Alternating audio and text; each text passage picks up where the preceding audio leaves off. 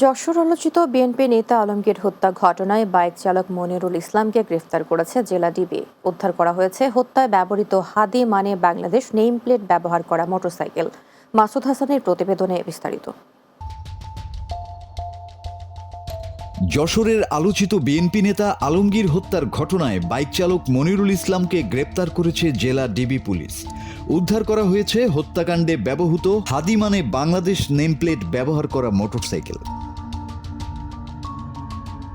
গতকাল সন্ধ্যা 7টার দিকে যশোরের ডিবি এসআই অলোক কুমারদের নেতৃত্বে একটি চৌকস টিম যশোর কোতোয়ালি মডেল থানাধীন ঝুমঝুম শিক্ষকপাড়া থেকে মনিরুলকে গ্রেপ্তার করা হয়। একই সঙ্গে উপজেলা পরিষদের বন বিভাগের সামনের রাস্তা থেকে হত্যাকাণ্ডে ব্যবহৃত মোটরসাইকেলটি উদ্ধার করে।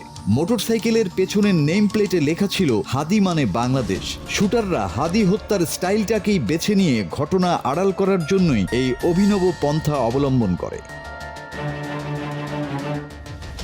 গত 3 জানুয়ারি শঙ্করপুর সাবেক কাউন্সিলর নয়নের অফিসের সামনের রাস্তার উপর বিএনপি নেতা আলমগীর হোসেন তার নিজ ব্যবহৃত মোটরসাইকেল যোগে পৌঁছানো মাত্রই পিছন থেকে তাকে অনুসরণ করা অজ্ঞাতনামা অস্ত্রধারীরা পূর্ব পরিকল্পিতভাবে হাদি হত্যার স্টাইলে চলন্ত মোটরসাইকেল থেকে আলমগীরের মাথা লক্ষ্য করে গুলি করে দ্রুত পালিয়ে যায়। গুরুতর আহত অবস্থায় আলমগীরকে 250 শয্যা বিশিষ্ট জেনারেল হাসপাতালে নিয়ে গেলে জরুরি বিভাগে কর্তব্যরত চিকিৎসক ভিকটিমকে মৃত ঘোষণা করে।